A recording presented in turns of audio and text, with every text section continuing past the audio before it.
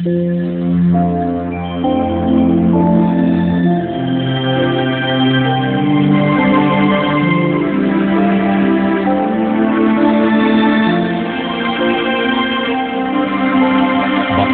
ang bumabasa at ang nangakikinig ng mga salita ng hula at tumutupad ng mga bagay na nasusulat doon, sapagkat ang panahoy malapit na.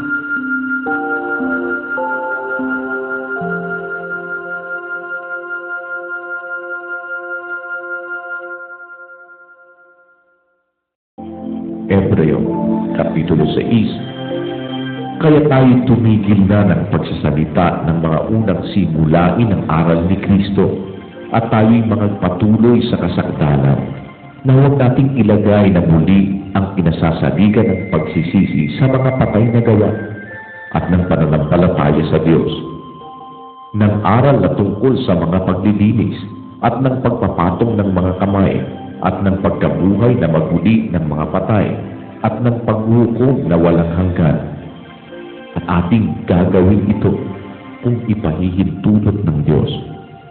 Sapagkat tungkol sa mga minsang naliwanagan at nakalasap ng kaloob ng kalangitan at mga nakabahagi ng Espiritu Santo at nakalasap ng mabuting salita ng Diyos at ng mga kapangyarihan ng panahong darating at saka nahiwalay sa Diyos, ay di maaaring baguhin silang muli sa pagsisisi. Yamang kanilang ipinapakong muli sa ganang kanilang sarili ang anak ng Diyos at inilalagay na muli siya sa hayag na kahihiyan. Sapagkat ang lupang humitit ng ulang madalas na lumalagpak sa kanya at tinutubuan ng mga damong pakikinabangan ng mga yaon na dahil sa kanila'y binuhid, ay tumanggap ng pagpapalang mula sa Diyos.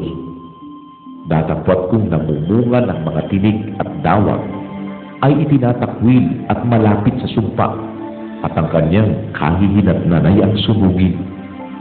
Ngunit, mga minamahal, naniniwala kaming lubos sa magagaling na bagay tungkol sa inyo, at sa mga bagay na kalakip ng pagkaligtas, bagamat kami ay nagsasalita ng ganito. Sapagkat ang Diyos ay hindi liko upang limutin ang inyong gawa at ang pag-ibig na inyong ipinakita sa kanyang pangalan, sa inyong paglilingkod sa mga banal, at hanggang ngayon nagsisipaglingkod kayo.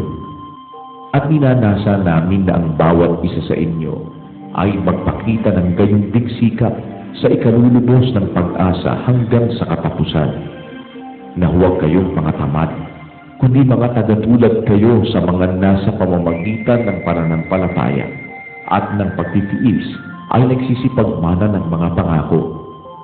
Sapagkat ng mangako ang Diyos kay Abraham, palibhasa ay hindi niya maipanumpa ang anumang lalong mataas, ay ipinanumpa ang kanyang sarili, na sinasabi, tunay sa pagpapala ay pagpapalain kita, at sa pagpaparami ay pararamihin kita.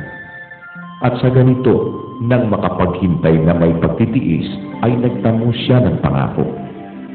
Sapagkat ipinanunumpa ng mga tao ang lalong mataas, at sa bawat pagtatalo nila'y ang sumpa sa pagpapatotoo ang siyang katapusan.